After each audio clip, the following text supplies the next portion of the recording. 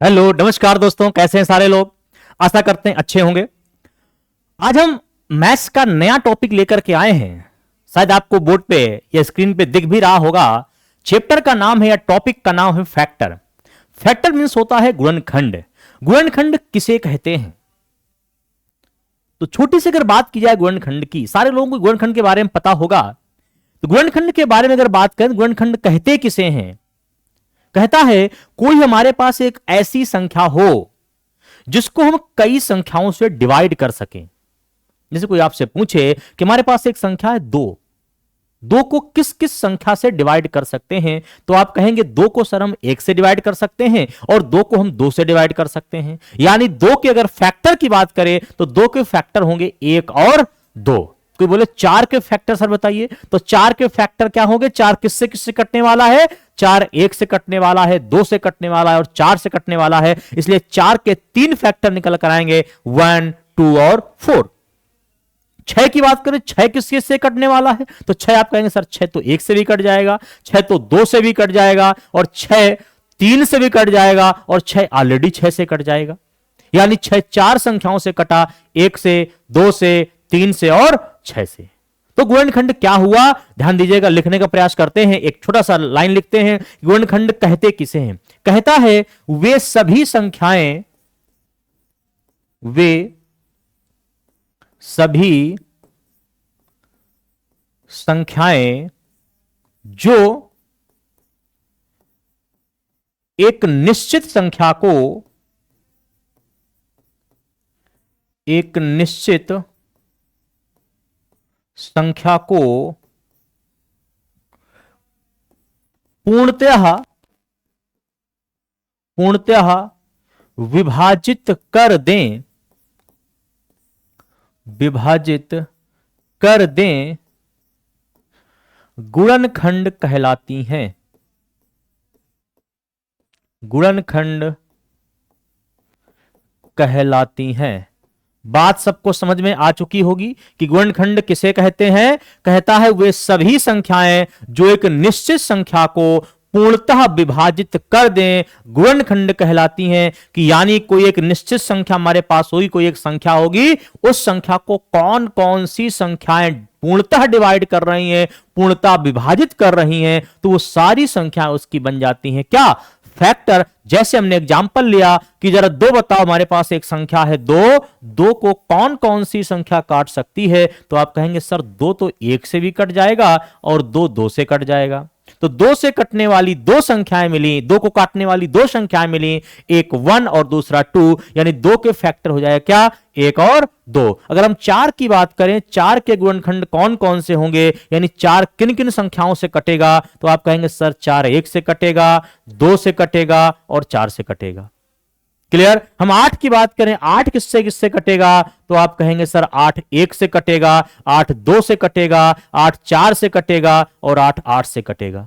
हमने कहा बताइए 16 हमारे पास एक नंबर है, ये 16 किससे किससे कटेगा, तो आप कहेंगे सर 16 एक से काट लीजिए, दो से काट लीजिए, चार से काट लीजिए, आठ से काट लीजिए, 16 से काट लीजिए। तो ये सारे के सारे क्या होते हैं? फैक्टर होते हैं। डिफिनीशन देखिएगा एक बार कि वे सभी संख्याएं जो किसी एक निश्चित संख्या को पूर्णतः विभाजित कर दें, पूरी पूरी डिवाइड कर दें, उस संख्या के गुणनखंड या फैक्टर कहलाती है। यहां तक सारी बात क्लियर हो गई। अब गुणनखंड में कैसे कैसे क्वेश्चन बनते हैं, तो कई टाइप के गुणनखंड आपसे पूछे जाते हैं। अलग अलग टाइप को हम लोग एक एक टाइप लेकर के चलेंगे। जैसे गुणनखंड में पहली संख्या आपसे बन जाता है, लगभग 10 टाइप के गुणनखंड आपसे पूछते हैं, 10 टाइप के क्वेश्चंस पूछते हैं यहां पर। जैसे पहला आपसे पूछेगा कि अभाज्य गुणनखंडों की संख्या बताइए, दूसरा आपसे पूछेगा कुल गुणनखंडों की संख्या बताइए, तीसरा आपसे पूछेगा सम गुणनखंडों की संख्या बताइए, चौथा आपसे पूछेगा विषम गुणनखंडों की संख्या बताइए, पांचवा आपसे पूछेगा किसी संख्या के मल्टीपल है ऐसे गुणनखंडों की संख्या बताइए, फिर कर देगा गुणनखंडों का गुणा कर दीजिए, फिर गुणनखंडों का जोड़ कर दीजिए, फिर गुणनखंडों के व्युत्क्रम को जोड़ कर दीजिए। तो बहुत सारे टाइप के क्वेश्चन बन जाते हैं, इसलिए हम एक एक टाइप को लेकर के चलेंगे और आराम से आपको सिखाएंगे। तो सीखने के बिल्कुल तैयार रहिएगा। बस ध्यान रखिएगा, कॉपी पेन जरूर लेकर बैठिएगा, क्योंकि ये पढ़ रहे हैं हम लोग मैथ्स, और मैथ्स देख देख नहीं पढ़ी जाती है। मैथ्स के लिए पेन और कॉपी ये दो हथियार हैं। बिना हथियार के अगर कोई युद्ध में जीतना है तो बिना हथियार के जीता नहीं जा सकता। इसलिए मैथ अगर सीखना है, मैथ को जीतना है, तो भैया कॉपी और पेन के साथ ही काम करना होगा। क्लियर? तो आशा करते हैं कॉपी पेन लेके सब लोग बैठे होंगे और लेकर ही पढ़ रहे होंगे। इसलिए स्टार्ट करते हैं। पहला टॉपिक लेते हैं गुणनखंड का, अभाज्य गुणनखंडों की संख्या। क्लियर? चलें आगे, चलिए। अगर टॉपिक का नाम डाल लीजिए, पहला टॉपिक है अभाज्य गुणनखंडों की संख्या। अभाज्य गुणनखंडों की संख्या। अब बात यह आती है, इंग्लिश वर्जन क्या होगा? Number of prime factor. Number of prime factor, यानी अभाज्य गुणनखंडों की संख्या क्या होती है, हम लोग किसे बोलेंगे अभाज्य गुणनखंड। तो अभाज्य गुणनखंड के बारे में अगर बात करें तो अभाज्य गुणनखंडों से को जानने से पहले हमें अभाज्य संख्याओं के बारे में जानना होगा। अभाज्य संख्याएं क्या होती हैं? कहता है ऐसी संख्याएं जो एक से और स्वयं से विभाजित होती हैं, उनको हम लोग अभाज्य संख्याएं बोलते हैं। किससे किससे? जो संख्या एक से और स्वयं से विभाजित हो उसे बोलेंगे अभाज्य संख्या। अथवा डिफिनीशन अगर चेंज करें तो कहता है ऐसी संख्याएं जिसके केवल और केवल दो फैक्टर हों, केवल और केवल दो गुणनखंड हो, उसको हम लोग अभाज्य संख्या बोलेंगे। ना तो दो से कम और ना ही दो से ज्यादा, क्योंकि दो से कम हो गए तब भी अभाज्य नहीं होगी और दो से ज्यादा हो गए तब भी अभाज्य नहीं होगी। फिक्स है कितने? दो। क्लियर? तो दो क्या क्या होंगे तो सबको पता है, जैसे हमने पीछे भी लिखा था, देखिए ध्यान से। यहां लिखा है दो के, देखो फैक्टर हमने लिखे हैं। दो के कुल कितने फैक्टर लिखे हैं? क्या दो एक और दो के अलावा किसी नंबर से कटता है? नहीं कटता भैया, नहीं कटता। तो दो कैसी संख्या है? दो एक अभाज्य संख्या है। और आपको पता होगा सबसे छोटी अभाज्य संख्या भी दो ही है, और पूरे संख्याओं में केवल एक ही अभाज्य संख्या है जो सम है, वो है दो। इसके अलावा कोई अभाज्य संख्या सम नहीं होती, सारी की सारी अभाज्य संख्याएं विषम होती हैं। तो हमने दो बातें यहां पर फिर जानी कि सबसे छोटी अभाज्य संख्या क्या होती है? दो होती है। सबसे छोटी सम अभाज्य संख्या भी क्या होती है? वो भी दो होती है। और केवल दो ही एक ऐसी अभाज्य संख्या जो सम होती है, इसके अलावा कोई संख्याएं अभाज्य संख्याएं सम नहीं होती हैं। बात सारी क्लियर हो चुकी होगी। अगर क्लियर हो चुकी है तो हम लोग चलते हैं टॉपिक में। टॉपिक हम लोग क्या पढ़ रहे हैं? टॉपिक पढ़ रहे हैं अभाज्य गुणनखंडों की संख्या, नंबर ऑफ प्राइम फैक्टर। लेकिन यहां पर बड़ा कंफ्यूजन है। कंफ्यूजन यह है कि एग्जामिनर पूछता कुछ है और हमें आंसर कुछ देना होता है। चाहो तो आप यह मान लो कि एग्जामिनर गलत पूछता है, या तो यह मान लो कि एग्जामिनर जो पूछता है आंसर हमें वही देना है, क्योंकि उसके पूछने का तरीका कुछ है लेकिन इसका मतलब कुछ होता है। क्लियर? तो ध्यान से सुनिएगा। अभाज्य गुणनखंडों के बारे में अगर हम बात करें कि जैसे कोई पूछे भैया हमारे पास एक संख्या है 12, तो 12 के अभाज्य गुणनखंड क्या होंगे? तो हमने तो यही बोला ना कि अब गुणनखंड वो होते हैं जो 12 को पूर्णतः डिवाइड कर दें, 12 को पूरा पूरा विभाजित कर दें। तो 12 को काटने वाले संख्या ही गुणनखंड होंगे। 12 किससे किससे कटेगा? 12 1 से कटेगा, 12 2 से कटेगा, 12 3 से कटेगा, 12 4 से कटेगा, 12 6 से कटेगा, 12 12 से कटेगा।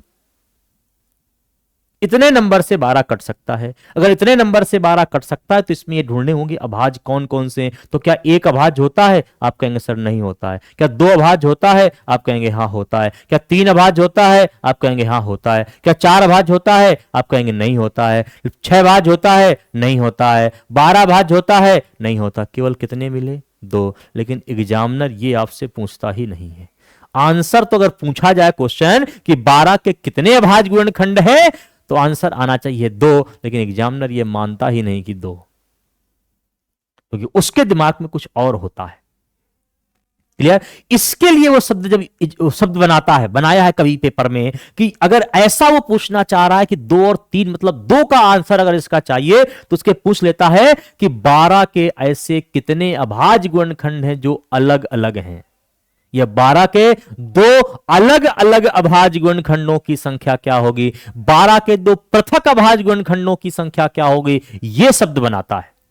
और 12 के अभाज्य गुणनखंडों की संख्या अगर पूछेगा तो फिर ये आंसर नहीं देना, फिर क्या देना है, तो 12 के अभाज्य गुणनखंडों के लिए फिर हमें यह देना है कि 12 के हम लोग करते हैं प्राइम फैक्टर यानी अभाज्य गुणनखंड। ये बड़ी लोगों को समस्या रहती है कि ये सर ये क्या निकाल देते हैं, 2 से काटा, जैसे हमने 2 से इसको काटा, ये बचपन से सब लोग काटते आए, 2 छक्का 12, फिर 2 से काटेंगे 3 बार जाएगा, फिर 3 से काटेंगे 1 बार जाएगा। ये क्या है, बहुत सारे लोगों के दिमाग में है कि सर ये एलसीएम है, सर ये गुणनखंड है, सर ये प्राइम गुणनखंड है, कुछ भी आप बोल सकते हैं। तो ये सारी की सारी बातें जो हैं, क्या ये सही हम लोग आज तक बोलते आए हैं, जो दिमाग में हमारे पास हैं? तो ध्यान दीजिएगा, ये जो लिखाया गया है, ना तो ये एलसीएम है, ना तो ये एचसीएफ है, ना तो ये गुणनखंड है, ये यही है जो बोर्ड पे लिखा हुआ है। क्या है? यही तो है अभाज्य गुणनखंड। यानी इसका ये जो कॉन्सेप्ट हम लेकर के आए हैं, इसी को बोलते हैं अभाज्य गुणनखंड करना। अभाज्य गुणनखंड करना तो बस यही आपसे पूछता है एग्जामिनर की 12 के कुल कितने अभाज्य गुणनखंड, तो काउंट कर लो ये किससे किससे कटा है, तो 1 2 और 3, 12 के अभाज्य गुणनखंडों की संख्या आएगी 3। यहां पर 2 आ रही थी, 2 के लिए क्या बोलेगा, इसके शब्द आएगा पृथक अभाज्य गुणनखंडों की संख्या। क्या बोलेगा भैया, पृथक अभाज्य गुणनखंडों की संख्या।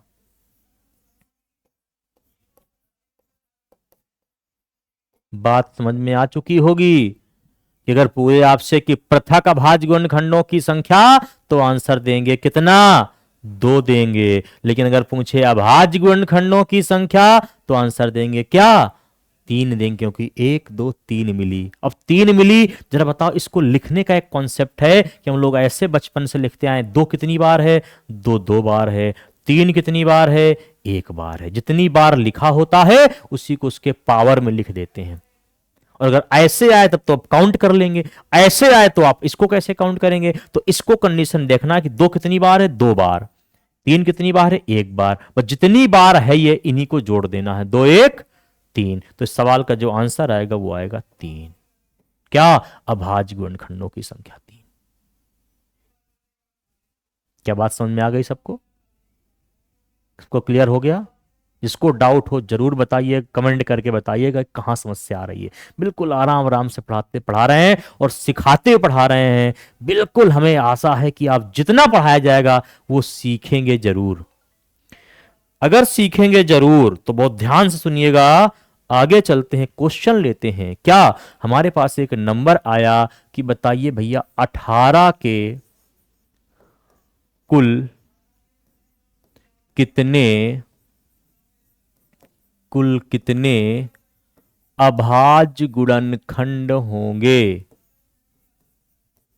अभाज्य गुणनखंड होंगे। क्या पूछ लिया भैया कि अब 12 के नहीं, 12 नहीं, क्या है, 18 के कुल कितने अभाज्य गुणनखंड होंगे। तो भैया हम 18 का वही काम करेंगे, क्या, 18 के करेंगे प्राइम फैक्टर इस टाइप से, 2 से काटेंगे 9 बार, फिर 3 से काटेंगे 3 बार, फिर 3 से काटेंगे 1 बार, और काउंट कर लेंगे 1 2 3। या ऐसे ना लिखें तो आप लिख सकते हैं 2 की पावर 1 गुणे 3 की पावर 2, और जो ये पावर लिखी हैं इन्हीं पावर को जोड़ दिया जाएगा, यानी 1 + 2 को आप जोड़ेंगे तो आंसर आए कितना, 3। और 18 के अभाज्य गुणनखंडों की संख्या आ जाए कितनी, 3 आ जाएगी। क्लियर? लेकिन पेपर वाला इतना सवाल आसान नहीं देता है, इससे भी आसान देता है। क्या कहेगा वो सवाल, जरा ध्यान दीजिएगा। वो सवाल आपसे कहते हुए बोलेगा कैसे, जरा ध्यान दीजिएगा। दूसरा क्वेश्चन था, हम तीसरे क्वेश्चन पे चलते हैं।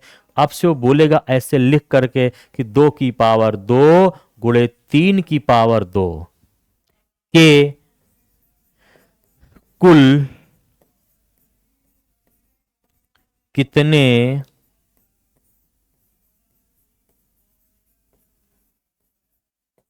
अभाज्य गुणनखंड होंगे? कुल कितने अभाज्य गुणनखंड होंगे किसके? 2 की पावर 2 गुणे 3 की। इतना आसान लिख के देता है। हमने कहा कि पावर ही आपको केवल जोड़ देनी है भैया, और पावर जोड़ देने तो इसकी पावर जरा बताओ कितनी है? इसकी पावर है 2, इसकी पावर कितनी है? 2, तो आंसर आएगा 2 + 2 बराबर कितना? 4। तो 2 की पावर 2 गुणे 3 की पावर 2 के कुल कितने अभाज्य गुणनखंड होंगे? तो आप कहेंगे सर 4 होंगे। बात क्लियर हो चुकी होगी। चला जाए आगे, देखिए ध्यान से। अगली बात चलते हैं, कौन सवाल है? सवाल नंबर 4 पर चलते हैं भाई।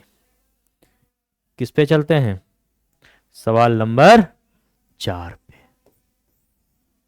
सवाल नंबर 4 ऐसे देगा कि भैया बताओ 2 की पावर 5 गुणे 3 की पावर 5 गुणे 5 की पावर 10 के कुल कितने अभाज्य गुणनखंड होंगे?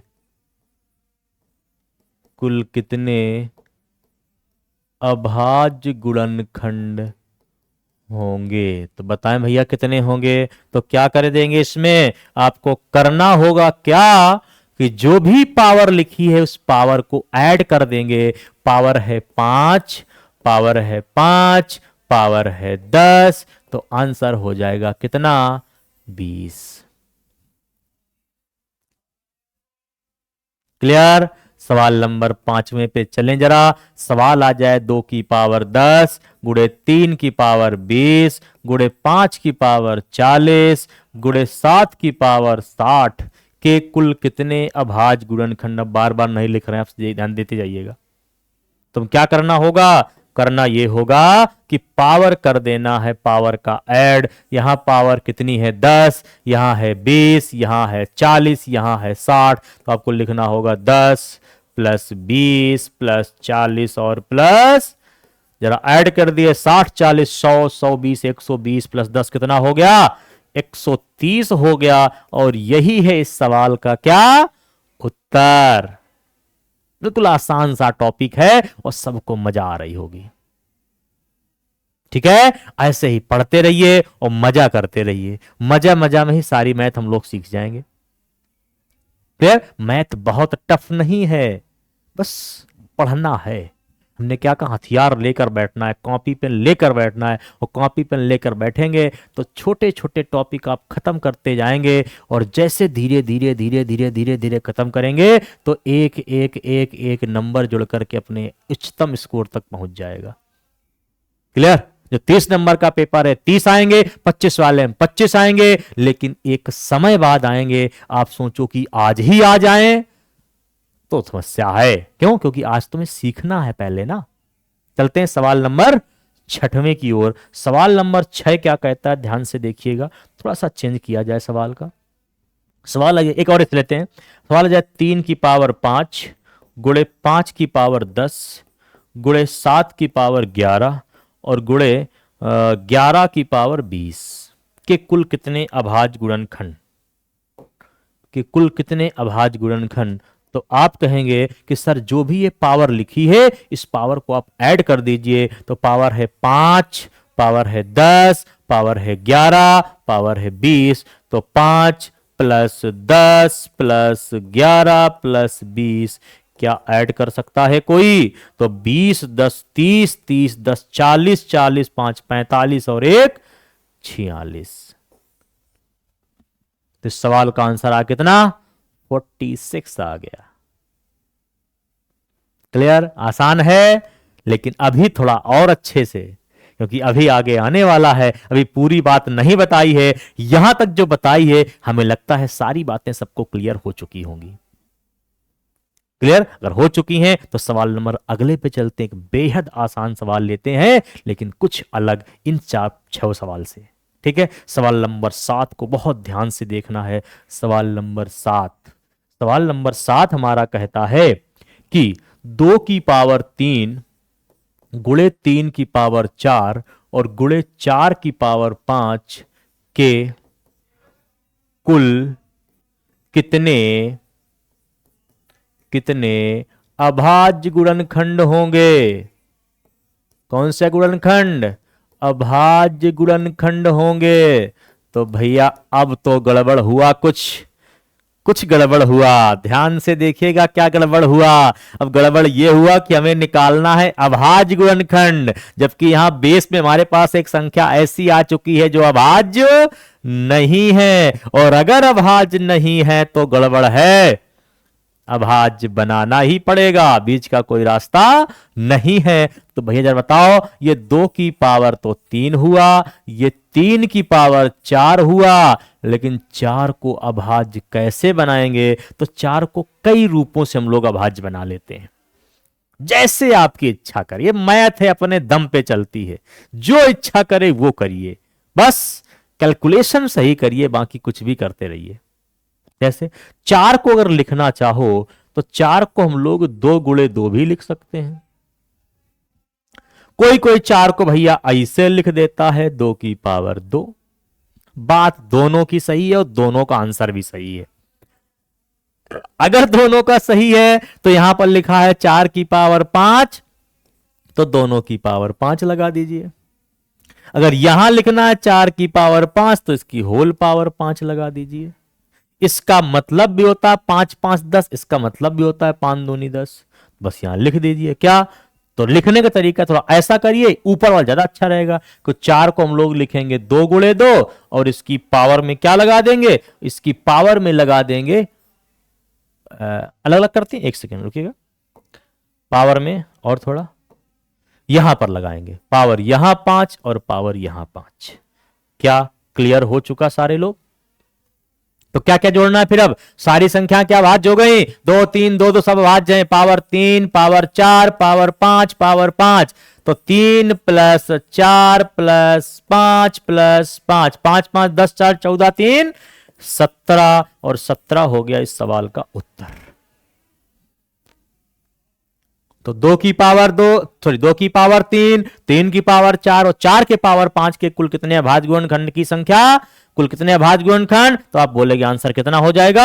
आंसर हो जाएगा 17, यानी 17।